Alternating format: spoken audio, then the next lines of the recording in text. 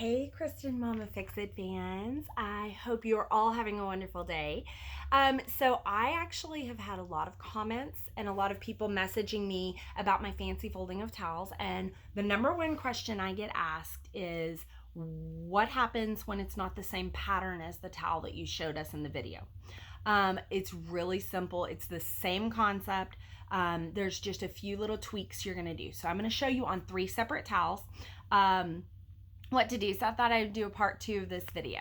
Okay, so I have a towel here with a super fancy design. Now, typically what you're going to want to do, if you have a contrast in colors like this, what I personally prefer is if I was going to do a fancy fold on this, I would get the silver towel. You're going to want to make sure, because if your towel is thinner than your washcloth, for example, then it's not going to hold. So typically, if I'm buying this towel, I'm going to buy the contrasting color of washcloth that is the same brand, same location, things like that.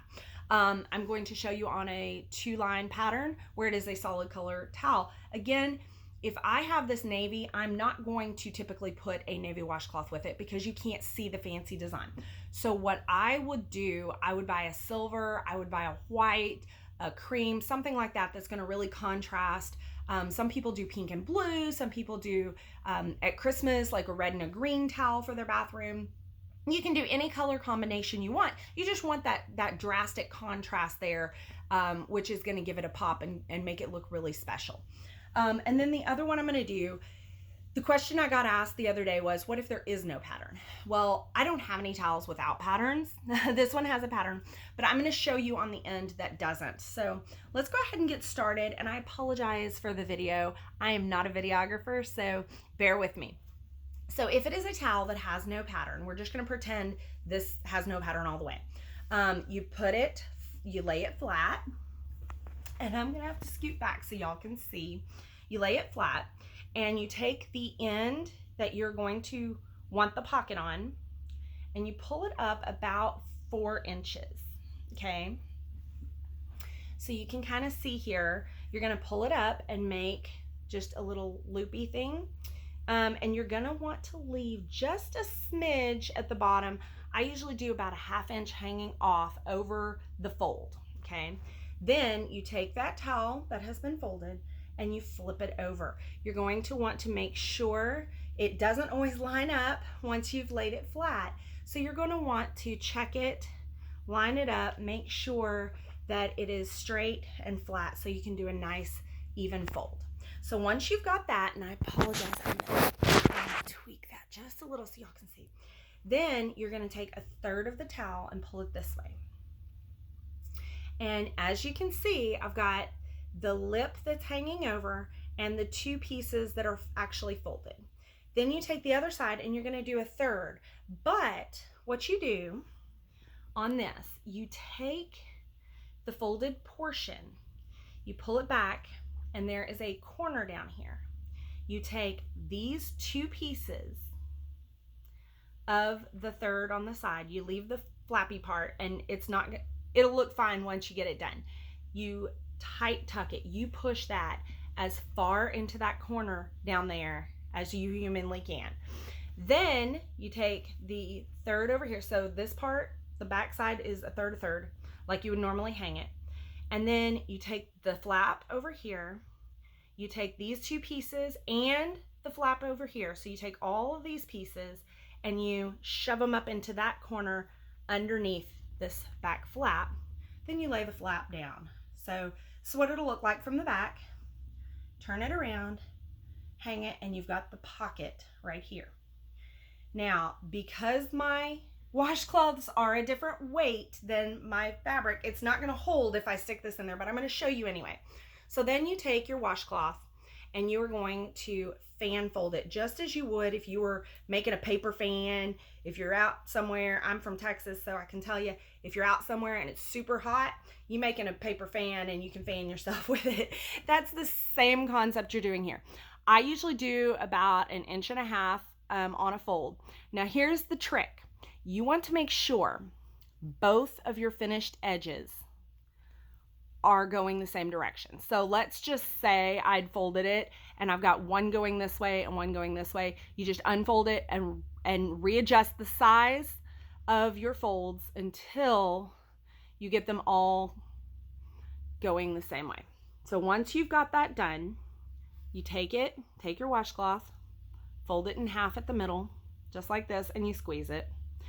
And I always put the finished edges at the back. Take your towel, and I always do it laying down.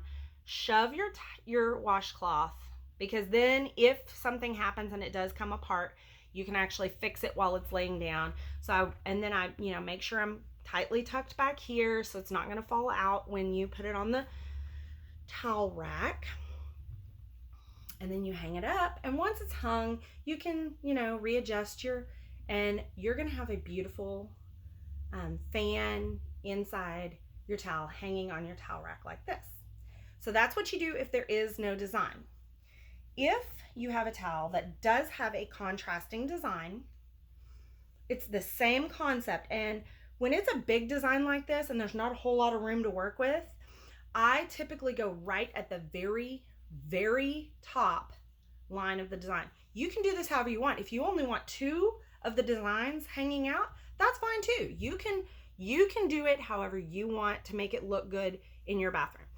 So I go at the top of the design, fold it over, same way you did before, okay?